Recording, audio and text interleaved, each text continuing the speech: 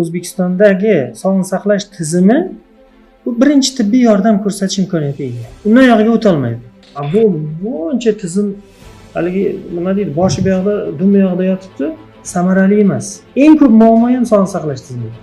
Eng ko'p og'riqli nuqta ham O'zbekiston sog'liqni saqlash. Yildan-yilga kasalliklar soni ortib boryapti. Yildan-yilga yangi kasalliklar paydo bo'lyapti. O'zimiz reklama qilyapmiz, o'zimiz shuni kasal bo'lyapmiz-da. Faqat yotqizib kapilin terapiya qiladigan bir tizimdan voz kechishimiz kerak. Sog'liqni saqlash tizimi bu biznesga aylandi. Hozir dunyoda eng katta mafiya farm sohasi. Biz xalqimizni dori bilan boqyapmiz.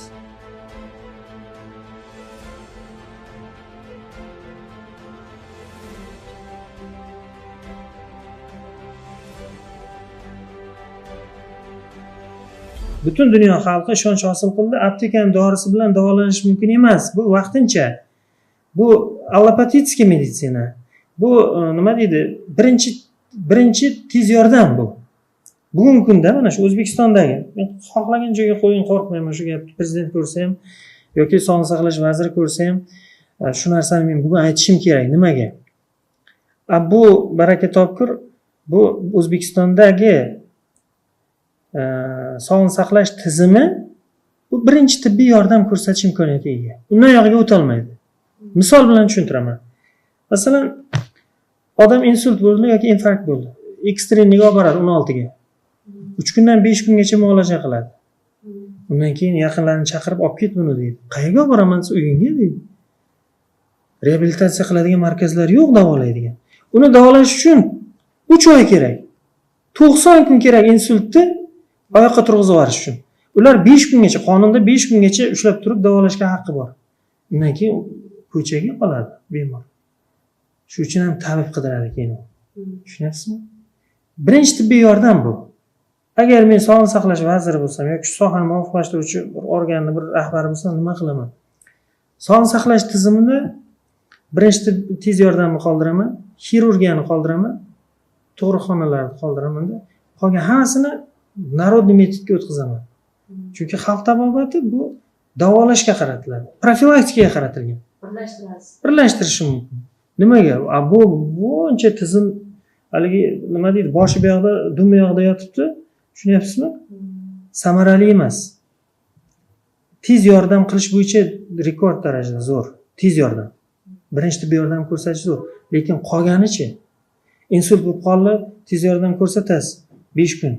Undan keyin nima qilasiz? 90 kun kim qarash kerak unga? Yo'q, davomi yo'q. Shuning uchun ham odamlar chastniga olib boradi, keyin pul to'lab, puli borlar. Bechoralarchi uyda. Keyin nima qiladi? Mahallaga chiqib medsestra qidiradi.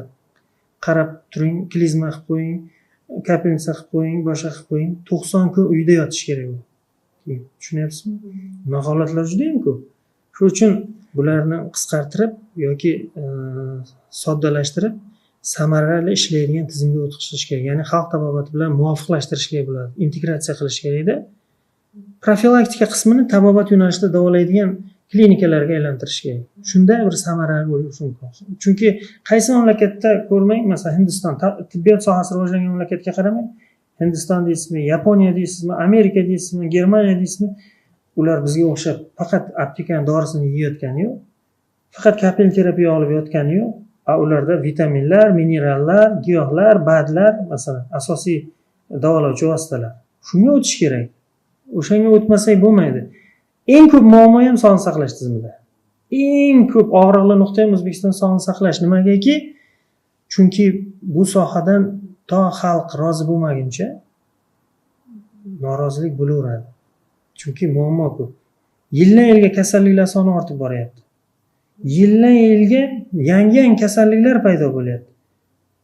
Yildan-yilga odamlar nima deydi? Shu sog'lig'ini ko'proq yo'qotib boryapti. Nima evaziga? Ekologiya deymiz, sog'lom turmush tarziga amal qilmayapti, nosog'lom ovqatlanyapti, kimyoviy preparat yeydigan ovqatlarimiz, ozuqalarimizni deyarli 70% kimyoviy ishlab berilgan mahsulotlar. Hozir xohlagan supermarketga, xohlagan do'konga kiring, siz tabiiy ozuqani topa olmaysiz. Agar non mahsuloti olsangiz, ichida droj bor. Bu mutlaqo insoniyat yeyishga noloyiq. Droj qo'shilgan mahsulotlar. Birinchidan. Ikkinchisi rangli ichimliklar. Kola deysizmi, Fanta deysizmi, energetiklar deysizmi? U baraka topkur, bu o'zi iste'mol qilish mumkin emas. Masalan, televideniyega qarang hozir. Faqat rangli ichimliklar reklama qiladi. Chanqog'ingni qoldir, boshqa. Keyin bu yoqdan keyin sog'liqni saqlashni biz haligi nima qilamiz? E'tiroz bildiramiz. Kasalliklar ko'payapti, davololmayapti, tashxis. O'zimiz reklama qilyapmiz. O'zimiz shuni ye, kasal bo'l deyapmiz-da. Energetik ichib, muntazam energetik ichib yurgan yigitlar uyqusida o'lib qolyapti. Insult, infarkt 40 ga kirmay infarkt, insult bo'lyapti. Inson tana harorati 36.6. 36.6 ga yaqin haroratda iste'mol qilishga ovqatlanish kerak. Masalan, buyuk tablar aytadi. Sovuq suv ichgan odam bilan sovuq suv ichmagan odam, mana ko'chada sovuq suv ichmaydi, iliq choy ichadi yoki qaynagan narsa. Sovuq suv ichgan bilan sovuq suv ichmaydigan odamni yoshi o'rtasidagi tafovut 40 yil deydi. 40 yil kam umr ko'radi sovuq suv ichib yurgan odam deyapti. Tablar aytyapti. O'zi kasalligi ikki xil bo'ladi. Mijoz sovishidan kelib chiqadigan kasalliklar, mijoz isishidan. Bu 70% dan ortiq kasalliklar, ayniqsa onkologik kasalliklar mijoz sovishidan kelib chiqadi. Biz buni xalq tilida shamollash deymiz. Shamollash nimadan shamollaydi? Sovuq suv, sovuq ichimliklar, yog'li ichimliklar, hammasi shundan. Sovuq suv bu juda past. Inson tana harorati 36.6. Shunga mos qilib bersangiz, energiyani kam sarflaydi. Chunki o'ziga yaqinroq harorat keldi. Agar siz unga muzday narsa bersangiz, uni 36.6 ga isitish uchun energiya sarflaydimi, quvvat sarflaydimi? Keyin quvvat so'nib boraveradi. Mana farq orada. Qadimgi Buxoroda bitta 2,5 kilometr diametrdagi maydonda 17 ta hammom bo'lgan. Hozir ham o'sha eski qadimgi hammomlar bir ikkitasi ishlab turibdi. Nimaga? Chunki turli xil fasl, bahor, yoz, kuz, qish bor. Odamning mijozida sovish bo'ladi. Odamning ehtiyoji bor hammomga. Kasalxonaga ehtiyoji bo'lmasligi mumkin, lekin hammomga ehtiyoji bor har kuni odam. Issiq hammomga tushib terlash kerak. Ter orqali sovuqlik chiqib ketadi inson tanasidan. Illatlar ter orqali chiqadi. Bugun bizlar qani sharoit, qani hammom, qani qadimiy usulda qurilgan lechimiy hammom qayerdan topasiz hozir? Birinchidan sanitariyasi yo'q, hozirgi bir ikkita ishlab turgani, ikkinchidan o'zi yo'q. Shuni qilmasa bo'lmaydi. Har bir xonadonda bo'lish kerak. Masalan, Janubiy Koreyaga borsangiz, har qadamda sauna. Ular shamolladimi, kasalxonaga yugurmaydi, saunaga yuguradi.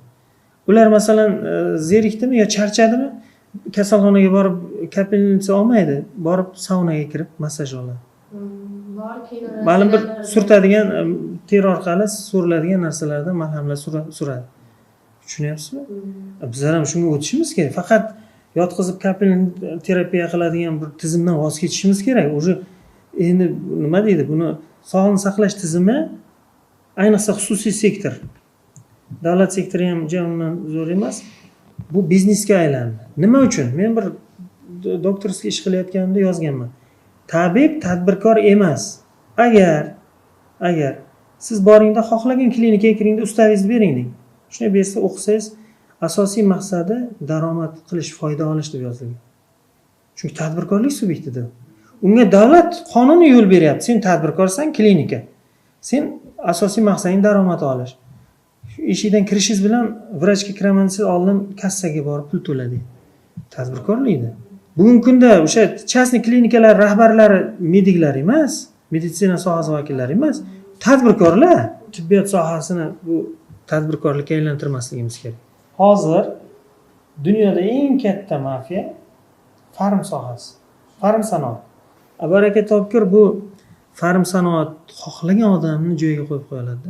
Xohlasa meni shu bugun yo'q qilish imkoniyatiga ega. Oddiy shaxs bir soatda yo'q qiladi. Nimaga? Ularda katta mablag' bor. Ular shuni orqasidan milliardlab daromad qilyapti. Butun dunyoga ta'sir kuchini o'tkazyapti. O'zbekistondagi aptekalar dunyoning biron davlatda yo'q. Ishonasizmi shunga?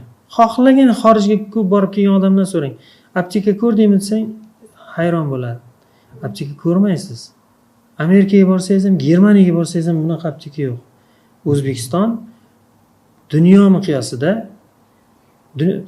farm sohasida ishlab chiqariladigan kimyoviy preparatlarni ishlab bozori, eng katta bozori O'zbekiston. Shu yerda aylanadi. Shu yerda deganim qarang, qayer bizdan olib chiqib ketib birovlar iste'mol qilmaydi uni, shu xalqimiz iste'mol qiladi. Biz xalqimizni dori bilan boqyapmiz. Dori bilan tug'ilyapti. Dori bilan katta bo'lib, dori bilan o'lyapti.